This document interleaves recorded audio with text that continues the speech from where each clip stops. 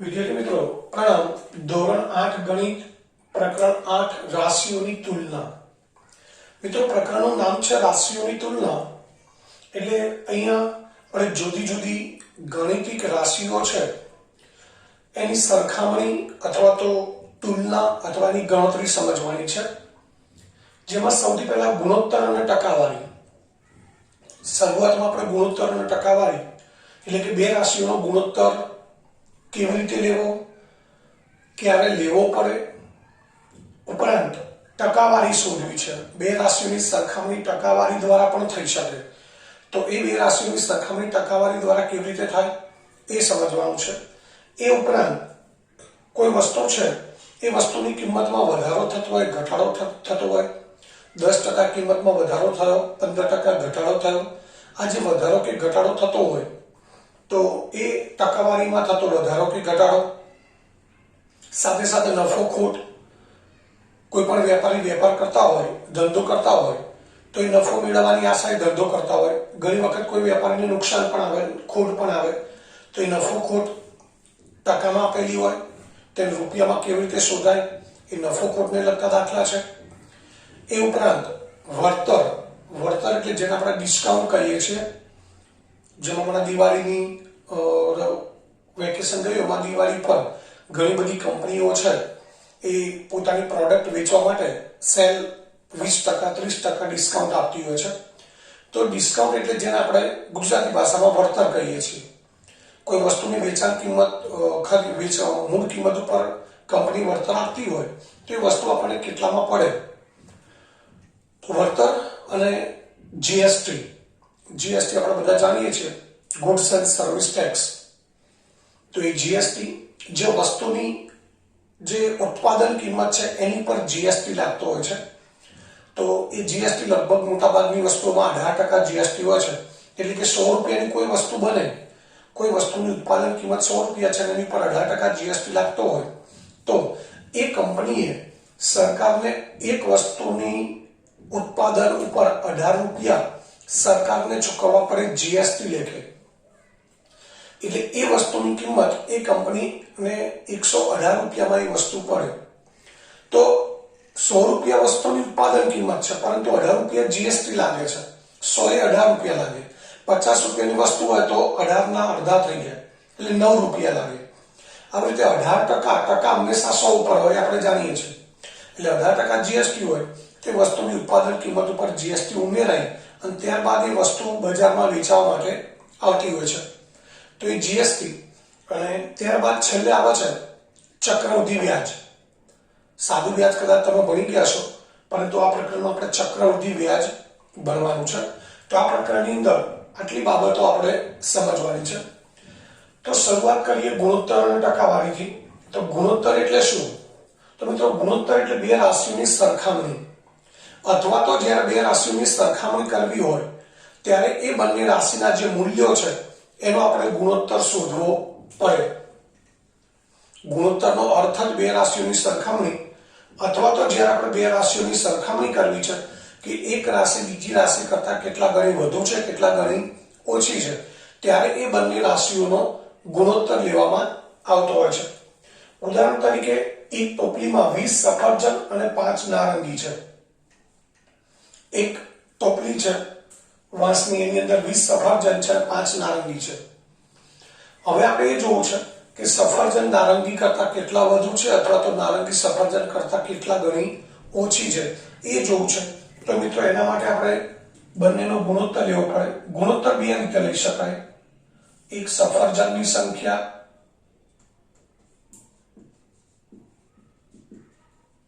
અને છેદમાં નારંગીની સંખ્યા। તો સફરજનની સંખ્યા છે 20, નારંગીની સંખ્યા છે 5, 5 ચોક 20 એટલે જવાબ મળ્યો 4। છેદમાં આપણે 1 મૂકવા તો મૂકી શકીએ, ના મૂકીએ તો પણ ચાલે। એટલે આનો અર્થ એવો થાય મિત્રો કે સફરજનની સંખ્યા નારંગીની સંખ્યાનો ગુણોત્તર 4:1 અથવા તો 4 છે। સફરજનની સંખ્યા નારંગીની સંખ્યાનો ગુણોત્તર 4:1 અથવા 4 છે। હવે જો આપણે આ બંનેનો ગુણોત્તર 4 છે એવું સમજી લઈએ, નારંગીની સંખ્યાને સામે લઈ જઈએ તો આપણે એવું લખી શકીએ સફરજનની સંખ્યા બરાબર 4 ગુણ્યા નારંગીની સંખ્યા. એટલે આનો અર્થ એ થયો કે સફરજનની સંખ્યા નારંગીની સંખ્યા કરતા 4 ગણી છે. નારંગીની સંખ્યાના 4 ગણા કરો એટલે 4 વડે ગુણીએ એટલે કોની સંખ્યા મળે? સફરજનની સંખ્યા. એટલે આ બંનેની સરખામણી કહેવાય કે ટોપલીમાં સફરજનની સંખ્યા જે છે એ નારંગીની સંખ્યા કરતા કેટલા ગણી છે મિત્રો? 4 ગણી છે. એટલે સરખામણી થઈ, જે આપણે ગુણોત્તર દ્વારા સરખામણી મેળવી છે. આ ગુણોત્તર બીજી રીતે પણ લઈ શકાય. આપણે નારંગીની સંખ્યા અને સફરજનની સંખ્યાનો ગુણોત્તર શોધવો છે. તો નારંગીની સંખ્યા છેદમાં સફરજનની સંખ્યા. નારંગીની સંખ્યા છે 5, સફરજનની સંખ્યા 20. 5 એકા 5, 5 ચોક 20. એટલે ગુણોત્તર મળ્યો 1/4. આને આપણે આવું પણ લખી શકીએ છીએ 1/4. ગુણોત્તર આપણે આ રીતે પણ લખતા હોઈએ છીએ. નારંગીની સંખ્યા સફરજનની સંખ્યાનો ગુણોત્તર 1/4 અથવા 1/4 છે. ઉપરની જેમ નારંગીની સંખ્યા છેદમાં સફરજનની સંખ્યા બરાબર 1/4 છે. સમજી લઈએ આપણે, આને ધ્યાનમાં રાખીએ અને સફરજનની સંખ્યા છેદમાં છે એને સામે લઈ જઈએ તો આપણે એવું લખી શકીએ નારંગીની સંખ્યા બરાબર 1/4 ગુણ્યા સફરજનની સંખ્યા. એટલે આનો અર્થ એ થાય નારંગીની સંખ્યા સફરજનની સંખ્યા કરતા 1/4 ગણી છે અથવા તો ચોથા ભાગની છે. આ 1 ગુણ્યા સફરજનની સંખ્યા, 1 વડે ગુણાકાર તો એનો એ રહેશે. એટલે આને આપણે એવું લખી શકીએ 1 છે એ સફરજનની સંખ્યા સાથે ગુણીએ એટલે ગુણાકારમાં 1 મૂકીએ કે ના મૂકીએ કોઈ ફરક પડતો નથી, છેદમાં 4 મૂકી દઈએ તો આનો અર્થ એ થાય નારંગીની સંખ્યા બરાબર સફરજનની સંખ્યા છેદમાં 4. એટલે કે નારંગીની સંખ્યા સફરજનની સંખ્યા કરતા ચોથા ભાગની છે, આવું આપણે કહી શકીએ. અથવા તો સફરજનની સંખ્યાનો ચોથો ભાગ કરીએ એટલે આપણને નારંગીની સંખ્યા મળે. તો મિત્રો આ રીતે ગુણોત્તર બે રીતે લઈ શકાય. જે બે રાશિનો ગુણોત્તર લેવાનો છે એમાં પહેલી રાશિ ઉપર બીજી રાશિ નીચે અથવા તો બીજી રાશિ ઉપર પહેલી રાશિ નીચે, આ રીતે બે રીતે ગુણોત્તર લઈ શકાય. પરંતુ એક વસ્તુ ખાસ યાદ રાખવાની છે કે જ્યારે બે રાશિઓનો આપણે ગુણોત્તર લઈએ બે મૂલ્યોનો, ત્યારે એ બંને રાશિના એકમ સરખા હોવા જોઈએ, ખાસ યાદ રાખવાનું છે. ઉદાહરણ તરીકે 5 મીટર અને 40 સેન્ટીમીટર આ બેનો ગુણોત્તર લેવો છે. 5 મીટર અને 40 સેન્ટીમીટર આ બંનેનો ગુણોત્તર લેવો છે. તો મિત્રો અહીંયા એકમ છે મીટર, અહીંયા એકમ છે સેન્ટીમીટર. એકમ જુદા જુદા છે તો સીધો આપણે ગુણોત્તર લઈ શકીએ નહીં. તેના માટે શું કરવું પડે? બંને ગુણોત્તર સરખા કરવા પડે. એટલે એનો અર્થ એ થાય કે મીટરને સેન્ટીમીટરમાં ફેરવવા પડે અને મીટરને સેન્ટીમીટરમાં ન ફેરવવા હોય તો સેન્ટીમીટરને મીટરમાં ફેરવવા પડે. એટલે કે 5 મીટર છે એની જગ્યાએ આપણે લખી શકીએ 500 સેન્ટીમીટર અને અહીંયા છે 40 સેમી. હવે આ બંનેનો આપણે ગુણોત્તર લઈ શકીએ 500 સેમી છેદમાં 40 સેમી. 0 ઉડી ગયા, 2 × 4 અને 25 × 50, સેમી સેમી કેન્સલ થઈ ગયા એટલે 25/2 અથવા તો 25/2 ગુણોત્તર થાય. એટલે મિત્રો આ એક વસ્તુ ખાસ યાદ રાખીશું આપણે કે જ્યારે બે રાશિઓના આપણે ગુણોત્તર લઈએ છીએ ત્યારે બંનેના એકમ સરખા હોવા જરૂરી છે. સરખા ન હોય તો આ રીતે સરખા કરવા આપણે. 5 મીટર છે એ મીટરને આપણે સેન્ટીમીટરમાં ફેરવી દીધા છે એટલે 5 મીટરના સેન્ટીમીટર થયા 500, 40 સેમી એમ છે. તો આ રીતે આપણે ગુણોત્તર દ્વારા બે રાશિઓની સરખામણી કરી શકીએ છીએ. ત્યારબાદ ટકાવારી. ટકાવારી આપણે જાણીએ છીએ 100% આપણે કહીએ. 100%નો અર્થ એ થાય મિત્રો આપણે હવે લગભગ 5મું પ્રકરણ છે માહિતીનું નિયમન, એની અંદર ટકાવારી વિશે થોડીક વાત કરેલી કે ટકા એટલે 100%નો અર્થ એ થાય કે કુલ સંખ્યા જે છે એ 100% ગણાય. કોઈ પણ વસ્તુની વાત છે એ વસ્તુની પૂરેપૂરી સંખ્યા હોય તો એ 100% ગણાય. અને ભાગની વાત કરીએ જેમાં 1/4 ભાગ છે અથવા ચોથો ભાગ છે એના બદલે એક ભાગ હોય એ 100% ગણાય. એ 100%નો અર્થ આપણે ગણવાનો કુલ સંખ્યા અથવા તો એક ભાગ, એને આપણે 100% તરીકે લઈએ છીએ. હવે આપણે સરખામણી ટકાવારી દ્વારા કરવી છે. અહીંયા ટોપલીમાં 20 સફરજન છે, 5 નારંગી છે. તો કુલ સફરજન કેટલા હતા, કુલ ફળો કેટલા થાય? તો ટોપલીમાં કુલ ફળો કેટલા છે? 25 છે. તો 25 એટલે કુલ સંખ્યા થઈ અને એને આપણે 100% તરીકે લઈએ છીએ. મેં હમણાં જ વાત કરી, કોઈ પણ વસ્તુની કુલ સંખ્યા એટલે એને 100% કહેવાય. તો 25 ટોપલીની અંદર કુલ ફળો 25 છે. 25 ફળો એટલે 100% થયા. મતલબ કે ટોપલીની અંદર 20 સફરજન અને 5 નારંગી છે એટલે 25 ફળો એટલે 100% ફળો થયા. હવે આપણે એ શોધવું છે કે 20 સફરજન છે. સફરજન કેટલા છે? 20. તો એ કેટલા ટકા ગણાય? કુલ ફળો 25 છે, એમાંથી 20 સફરજન છે. તો સફરજનની ટકાવારી કેટલી? બીજું, નારંગી કેટલી છે? 5. કુલ ફળો છે 25. તેમાંથી નારંગીની ટકાવારી કેટલી એ આપણે શોધવું છે. તો એના માટે શું કરવું પડે? પહેલા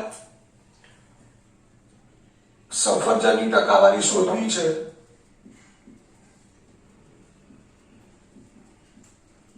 તો ઉપર સફરજનની સંખ્યા છેદમાં કુલ સંખ્યા અને ગુણ્યા 100. સફરજનની ટકાવારી શોધવી હોય તો ઉપર સફરજનની સંખ્યા આવશે, નીચે કુલ સંખ્યા, ફળોની કુલ સંખ્યા અને ગુણ્યા 100. આ બંનેનો પહેલા ગુણોત્તર લેવો પડે, સફરજનની સંખ્યા અને કુલ સંખ્યાનો, અને ત્યારબાદ એને 100 વડે ગુણવાના છે. તો મિત્રો સફરજન કેટલા છે? 20. કુલ ફળો કેટલા છે? 25 અને ગુણ્યા 100. 25 ચોક 100 એટલે 20 ચોક 80. તો મિત્રો ટોપલીની અંદર જે કુલ ફળો 25 છે એમાં 20 સફરજન છે. તો 25 માં 20 સફરજન છે એટલે એનો અર્થ એ થાય કે સફરજનની ટકાવારી 80 છે, અથવા તો ટોપલીમાં જે ફળો છે એમાં 80% ફળો કયા છે? સફરજન છે. હવે એ જ રીતે આપણે નારંગીની ટકાવારી શોધવી છે.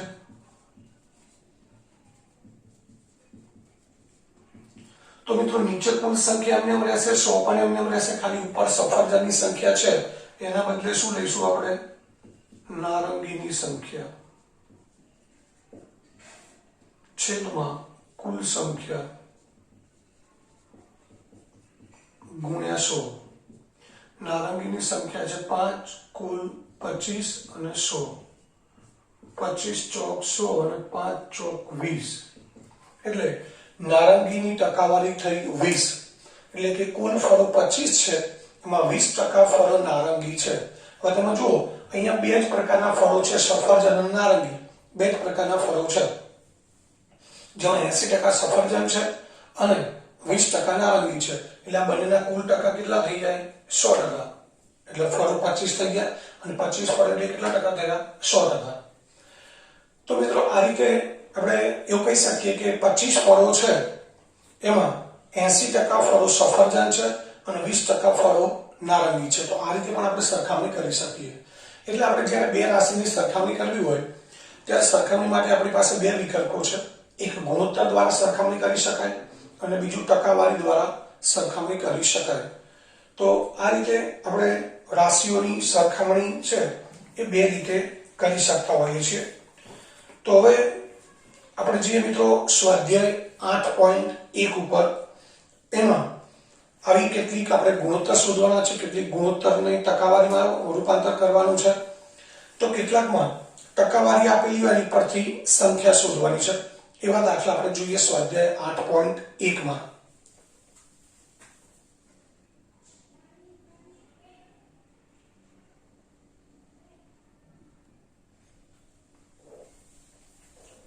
મિત્રો સ્વાધ્યાય 8.1 એનો પ્રશ્ન એક છે, નીચે આપેલ સંખ્યાઓના કોનો ગુણોત્તર શોધો. પહેલું છે સાયકલની ઝડપ 15 કિલોમીટર પ્રતિ કલાક અને સ્કૂટરની ઝડપ 30 કિલોમીટર પ્રતિ કલાક. મિત્રો 15 કિલોમીટર પ્રતિ કલાકનો અર્થ એ થાય કે સાયકલ જે ઝડપે ચાલી રહી છે એની એ ઝડપ 1 કલાક સુધી સતત રાખવામાં આવે તો એ સાયકલ 1 કલાકમાં 15 કિલોમીટર અંતર કાપે. આપણે આનો અર્થ સમજવો જરૂરી છે. ગુણોત્તર પછી જોઈએ. સાયકલની ઝડપ 15 કિલોમીટર પ્રતિ કલાકનો અર્થ એ થાય કે સાયકલની જે ઝડપ છે એની એ ઝડપ જાળવી રાખવાની છે. ઝડપ વધારવાની નથી, ઘટાડવાની નથી. તો એ સાયકલ 1 કલાકમાં કેટલું અંતર કાપશે? 15 કિલોમીટર. આપણે ઘણી વખત કહીએ છીએ કે 80 ની ઝડપે ગાડી જાય છે, 100 ની ઝડપે જાય છે. તો 80 ની 100 ની ઝડપનો અર્થ શું એ આપણને ખબર હોવી જોઈએ. 100 ની ઝડપનો મતલબ કે કોઈ કાર છે એ અમદાવાદથી વડોદરા એક્સપ્રેસ હાઈવે ઉપર જાય છે, 100 ની ઝડપે જઈ રહી છે. તો એનો અર્થ એ થાય કે એ કાર સતત 1 કલાક સુધી એની એ ઝડપ જાળવી રાખશે તો એ 1 કલાકમાં 100 કિલોમીટરનું અંતર કાપે. એટલે અહીંયા જે ઝડપ લખી છે એ ઝડપ જે તે સાધને કે જે તે વાહને 1 કલાકમાં કાપેલું અંતર ગણાય. ઝડપ કિલોમીટર પ્રતિ કલાકનો મતલબ 1 કલાકમાં કાપેલું અંતર. સ્કૂટરની ઝડપ 30 કિલોમીટર પ્રતિ કલાક છે, એનો મતલબ સ્કૂટર 1 કલાકમાં 30 કિલોમીટર અંતર કાપે છે. મિત્રો, આ બંનેનો આપણે ગુણોત્તર લેવો છે. તો સૌથી પહેલા બંનેના એકમ ધ્યાનમાં રાખવાના છે. તો બંનેનો એકમ કિલોમીટર પ્રતિ કલાક સરખો છે એટલે આપણે સીધો ગુણોત્તર લખી શકીએ અહીંયા. તો અહીંયા લખીશું આપણે સાયકલની ઝડપ છેદમાં સ્કૂટરની ઝડપ. તો સાયકલની ઝડપ છે 15 કિલોમીટર પ્રતિ કલાક અને સ્કૂટરની ઝડપ 30 કિલોમીટર પ્રતિ કલાક. મિત્રો, અહીંયા બંનેના એકમ સરખા છે તો આપણે એકમને કેન્સલ કરી દઈશું. હવે અહીંયા 15 એકા 15 અને 15 દુ 30 એટલે કેટલા વધશે? 1/2. તો માટે આવું કહી શકાય સાયકલની ઝડપ છેદમાં સ્કૂટરની ઝડપ બરાબર 1/2. અને આવું પણ લખી શકાય મિત્રો, સાયકલની ઝડપ જેમ સ્કૂટરની ઝડપ બરાબર 1/2. ગુણોત્તર આ રીતે પણ આપણે દર્શાવતા હોઈએ છીએ. સાયકલની ઝડપ અને સ્કૂટરની ઝડપનો ગુણોત્તર 1/2 મળ્યો એટલે કે સાયકલની ઝડપ જેમ સ્કૂટરની ઝડપ જેમ બરાબર 1/2. આવી રીતે પણ આપણે ગુણોત્તર લખી શકીએ. ત્યારબાદ બીજો છે 5 મીટર અને 10 કિલોમીટર. તો મિત્રો, અહીંયા આ લંબાઈ મીટરમાં છે ને કિલોમીટરમાં છે, બંને એકમ જુદા જુદા છે. તો આપણે શું કરીશું, આ 10 કિલોમીટર છે એને પહેલા મીટરમાં ફેરવવા પડે. 10 કિલોમીટરને મીટરમાં ફેરવવા પડે. એના માટે મિત્રો યાદ હોવું જોઈએ, એકમોનું રૂપાંતરણ આપણને ખબર હોવી જોઈએ. જેમ કે 1 કિલોમીટર એટલે 1000 મીટર થાય. 1 કિલોમીટર એટલે કેટલા મીટર થાય? 1000 મીટર.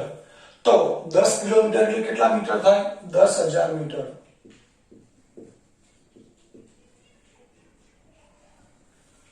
તો હવે આપણે 5 મીટર અને 10000 મીટર એ બંનેનો ગુણોત્તર લઈ શકીએ. તો આપણે લખી દઈએ 5 મીટર છેદમાં 10 કિલોમીટર આપણે લખીએ.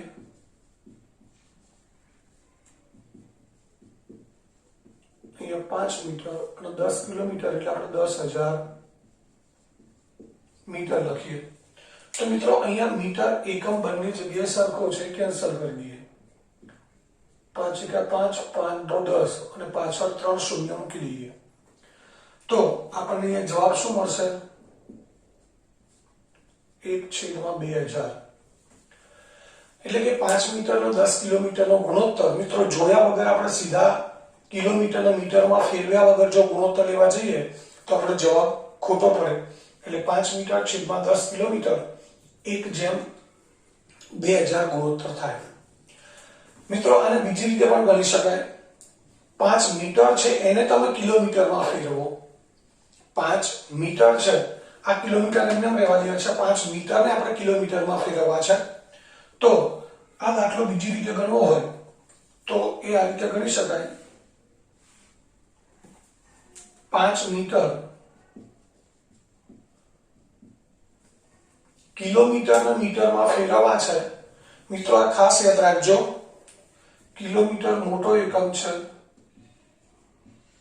મીટર નાનો એકમ છે. કિલોમીટરને મીટરમાં ફેરવો તો 1 કિલોમીટરના મીટર છે 1000. 1 કિલોમીટરના મીટર કેટલા છે? 1000. તો 1000 વડે ગુણવા પડે. જેટલા કિલોમીટર આપ્યા છે એને 1000 વડે ગુણવા પડે.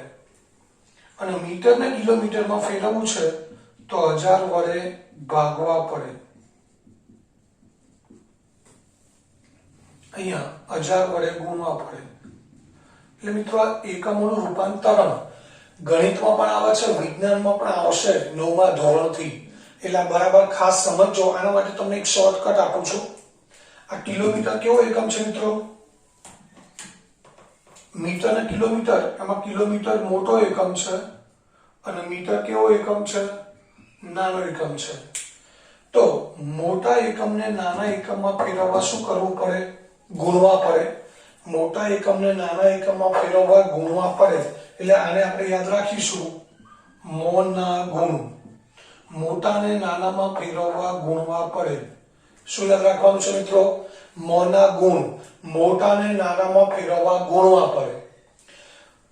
નાનો એકમ મીટર છે, એને આપણે શેમાં ફેરવવો છે? કિલોમીટર એટલે કે મોટા એકમમાં. આ મીટર કિલોમીટર એક એકમની વાત નથી. ગ્રામ હોય, કિલોગ્રામ હોય, સેકન્ડ હોય, મિલીસેકન્ડ હોય. તો આ રીતે નાના મોટા ઘણા બધા એકમો હોય છે. સેન્ટીમીટર અને મિલીમીટર હોય. તો એ રીતે જ્યારે બે એકમો છે, નાના મોટા એકમો, એમાંથી કોઈ પણ મોટા એકમને નાના એકમમાં ફેરવવા છે અથવા તો નાના એકમને મોટા એકમમાં ફેરવવા છે.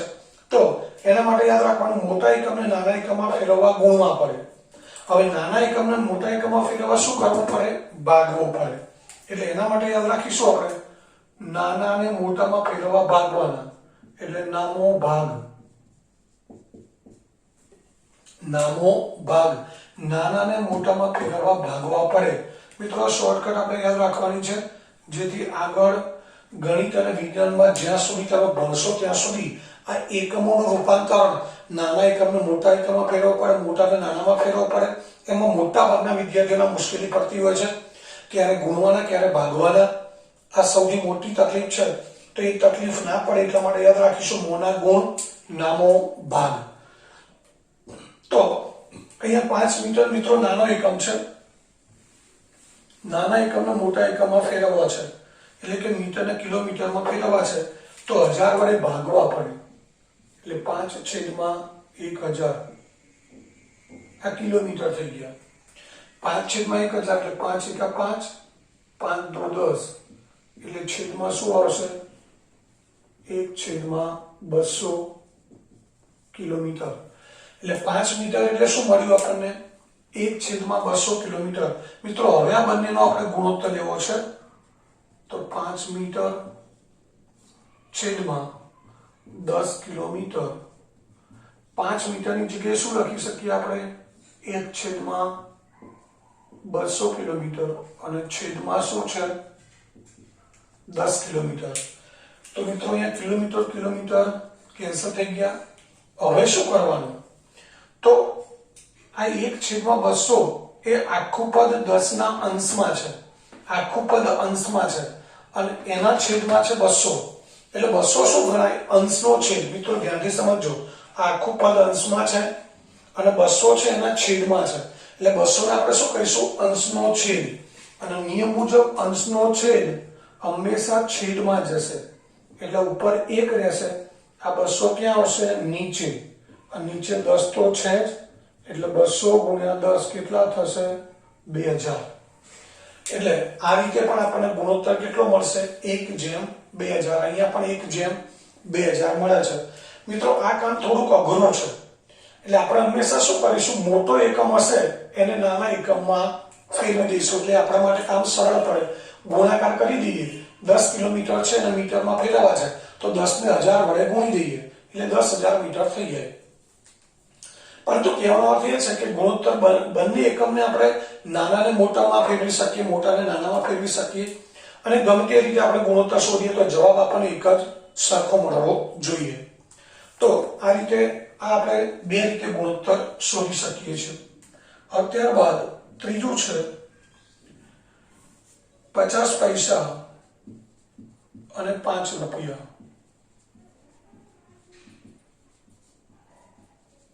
તો મિત્રો અહીંયા પૈસા છે, આ રૂપિયા છે, તો આપણે રૂપિયાને શેમાં ફેરવવા પડશે? મોટા એકમને નાના એકમમાં।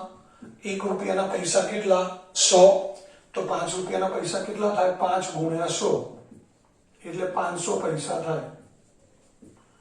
તો હવે બંનેનો એકમ સરખો થઈ ગયો। હવે આપણે બંનેનો ગુણોત્તર લઈએ। 50 પૈસા છેદમાં 500 પૈસા, સોરી 50 પૈસા છેદમાં 5 રૂપિયા બરાબર 50 પૈસા અને છેદમાં 500 પૈસા। તો અહીંયા મિત્રો પૈસા પૈસા એકમ કેન્સલ થઈ જશે, આ શૂન્ય ઉડી ગઈ, 5 એકા 5 અને 10 5 50। તો આપણને જવાબ શું મળ્યો? 1/10, એટલે કે 50 પૈસા અને 5 રૂપિયાનો ગુણોત્તર 1/10 થાય। તો આ રીતે આપણે એવું કહી શકીએ કે 50 પૈસા કરતા 5 રૂપિયા કેટલા ગણા વધુ છે? 10 ગણા। 1/10 એટલે 10 ગણા વધુ છે એમ કહી શકાય। તો આ રીતે આવી જુદી જુદી રાશિઓ છે એના ગુણોત્તર આપણે શોધી શકીએ, પરંતુ ધ્યાન ખાસ રાખવાનું છે, એકમ સરખા ના હોય તો એકમ સરખા કરવા પડે, અને એકમનું રૂપાંતર કરવા માટે ખાસ યાદ રાખીશું મોના ગુણ નામો ભાગ। આ મિત્રો આ વારંવાર બોલવાનું છે, લખવાથી યાદ નહીં, પણ બોલ બોલ કરવાનું છે। જ્યારે યાદ આવે ત્યારે એનું રિપીટેશન કરવાનું, પુનરાવર્તન કરવાનું। મોના ગુણ નામો ભાગ, મોટાને નાનામાં ફેરવવા ગુણવા પડે, નાનાને મોટામાં ફેરવવા ભાગવા પડે। તો આટલું આપણે યાદ રાખીશું તો આ એકમોનું રૂપાંતર આપણને આગળ એક પણ ધોરણમાં તકલીફ કરશે નહીં, આપણે સરળતાથી એકમોનું રૂપાંતરણ કરી શકીશું। તો મિત્રો અહીંયા પહેલો પ્રશ્ન પૂરો થયો। હવે ત્યારબાદ જોઈએ પ્રશ્ન નંબર 2।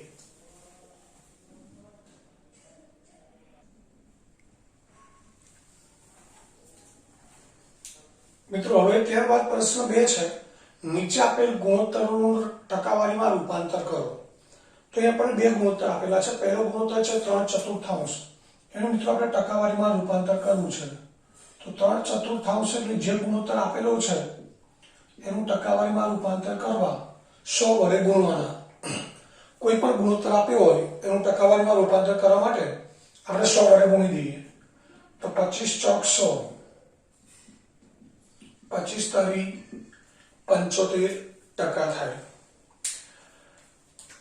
ત્યારબાદ બીજો ગુણોત્તર છે 2/3,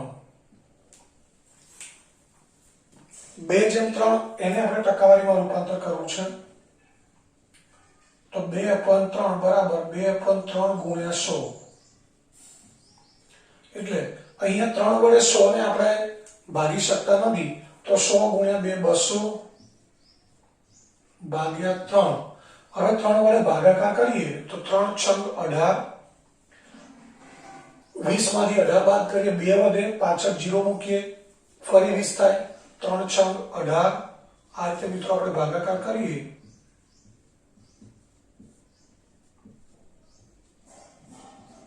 શેષ કેટલી વધી? 2। તો આપણે આ રીતે મૂકી દેતા હોઈએ છે, 66.2% થાય। કેટલા ટકા થાય મિત્રો? 66.2%।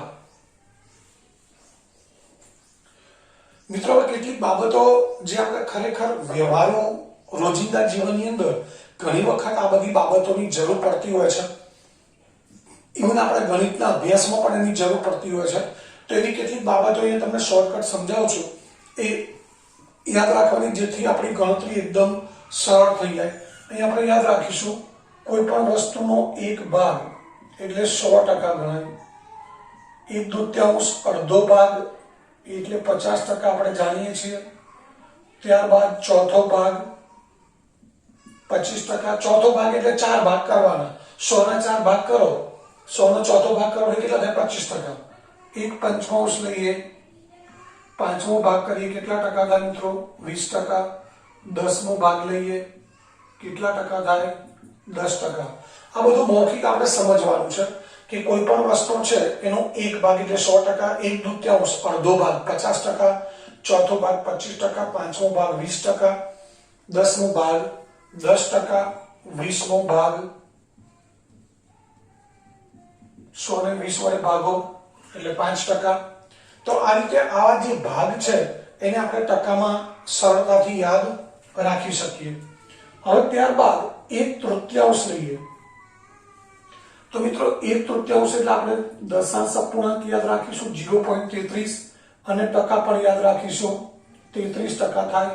ત્રીજો ભાગ એટલે દશાંશ અપૂર્ણાંકમાં આપણે યાદ રાખવા હોય તો 0.33 અને 1/3 ના ટકા શોધવો હોય તો આશરે આમ તો 33.33 અનંત સુધી આવે, પણ આપણે પૂર્ણાંકમાં કિંમત જોઈતી હોય તો 33% ગણાય. 2/3 હોય તો 0.666 અનંત સુધી આવે એટલે આપણે 0.67 લેતા હોઈએ છીએ. નિયમ એવો હોય કે દશાંશ ચિહ્ન પછી ત્રીજો અંક 5 કે 5 થી મોટો હોય તો આપણે બીજા અંકમાં 1 વધારી દઈએ છીએ એટલે 6 ના 7 કરી દઈએ છીએ. આને ટકામાં લખવા હોય તો 67% આશરે લખી શકાય. આમ તો 66.6666 અનંત સુધી આવે, પરંતુ આપણે સરળતા ખાતર 67% લખતા હોય છે. જેમ અહીંયા તમે જુઓ છો 200/3 એટલે ખરેખર તો 2/3 છે ગુણોત્તર, તો એ કેટલા ટકા થયા? 66.2/3 એટલે 2/3 એટલે શું થાય? 0.6666 એટલે ખરેખર આને દશાંશ અપૂર્ણાંકમાં ફેરવીએ તો 66.66% આવે, પરંતુ આપણે એને 67% આશરે લખી શકીએ. તો આ 2/3 એટલે 0.67 અથવા તો 67% લખી શકાય. ત્યારબાદ 3/4 હોય તો 3/4 અહીં તમે જુઓ છો 1/4 એટલે 25%. તો 3/4 એટલે 4 ભાગમાંથી 3 ભાગ એટલે 100 ના 4 ભાગ કરીએ 25 ના 4 ભાગ થાય અને એમાંથી 3 ભાગ ભેગા કરીએ એટલે 25 તારીખ 75% થાય. એટલે 3/4 એટલે કેટલા થાય મિત્રો? આપણે દશાંશ અપૂર્ણાંકમાં લખીએ તો 0.75 થશે અને ટકામાં દર્શાવી તો કેટલા ટકા થશે? 75%. તો મિત્રો આવી આ મૌખિક કેટલીક વિગતો છે, માહિતી છે, એ આપણને જો યાદ હોય તો આપણી ગણતરી, આપણું કામ છે એ ઘણું સરળ થઈ જાય. તો અહીંયા આ પ્રશ્ન 1 અને 2 પૂરા થયા. ત્યારબાદ જોઈએ પ્રશ્ન 3.